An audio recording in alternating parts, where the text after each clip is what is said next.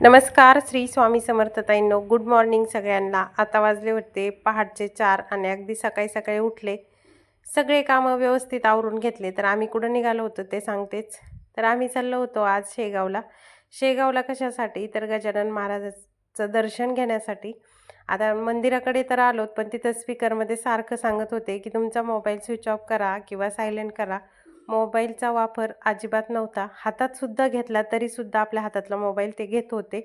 त्यानंतर बाहेर आलो. दर्शन छान झाले. चला जाऊ द्या, नका का शूट होईना. मला ते खूप आवडलं, कारण देवाला तरी निदान आम्ही वेळ दिला. देवाला वेळ दिला नसता तर मग नुसतं मोबाईललाच दिला असता. ते छान मला आवडलं. त्याच्यानंतर छान असा प्रसाद घेतला. आता प्रसाद काय होतं ताईंनो, घ्यायला काही नाही. भरपूर जागेवर जाते. प्रसाद आणला की मुलं अजिबात प्रसाद खात नाहीत आणि गावाकडं दिला तरी पण सासूबाईकडं पण तो व्यवस्थित गेला तर व्यवस्थित राहत नाही, त्यासुद्धा खात नाहीत. त्यामुळं मी गेलं तर शक्यतो 10 ते 15 रुपयाचा प्रसाद घेत असते. कारण ते मुरमुरे आणि फुटाणे घरातच इकडं-तिकडं टाकून देतो आपण. त्यापेक्षा देवाच्या दारात 10 रुपये टाकले तर तिथं तरी आपलं काहीतरी काम होतं. त्यानंतर मस्त इकडं जेवणं करून घेतले आम्ही. जेवणासाठी छान असा प्रसाद होता.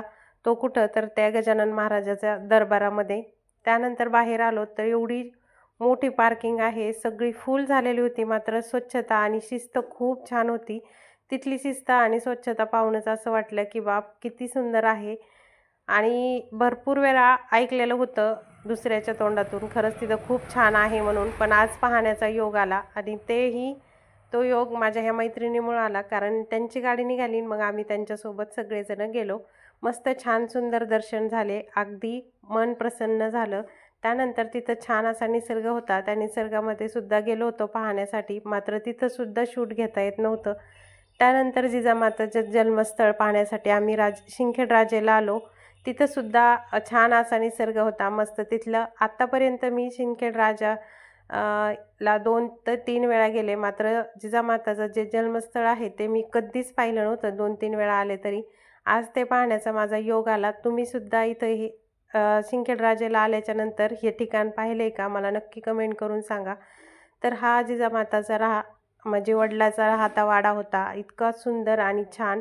आणि त्यांचा जन्म झालेली ही ती रूम आहे. तुम्ही पाहिली का? मला नक्की सांगा ताईंनो. एवढी सुंदर आणि छान चिरबंदी वाडा आहे. पाहण्याचा आजचा योग इतका छान आला होता. मुलांनासुद्धा ते दाखवणं खूप गरजेचं होतं आणि आज माझ्या दोन्ही मुलांनी एवढ्या कमी वयामध्ये हे सगळा निसर्ग छान पाहून घेतला. त्यांनासुद्धा लक्षात आलं आणि त्या वाड्याचे दार जे आहेत एवढे सुंदर आणि इतके छान पाहता येईनो. आता एवढे दिवस झालेत तरीसुद्धा हे बांधकाम अगदी छान दिसत आहे. नवीन असेल तेव्हा किती सुंदर दिसत असेल. तर आता इथं मूर्तीपाशी व्हिडिओ घेऊ का नको घेऊ असं होत होतं, पण मात्र चला म्हणलं आपल्या गोडताईंना पाहायला भेटेल. मस्त छान इथं शूटसुद्धा घेतलं मी. तर इथून आम्ही निघणार होतो जिजाऊ सृष्टी पाहण्यासाठी. आता इथं मी 2 वेळा येऊन गेले, मात्र पहिलं ठिकाण जे पाहिलेलं आहे तुम्ही ते मी पाहिलं नव्हतं. इथं 2 वेळा येऊन इथले सुद्धा मी फोटोशूट केलेले आहेत. तुम्ही नक्कीच आपल्या चॅनलवरती पाहिले असतील. तर ताईंनो, इथलासुद्धा खूप छान निसर्ग आहे.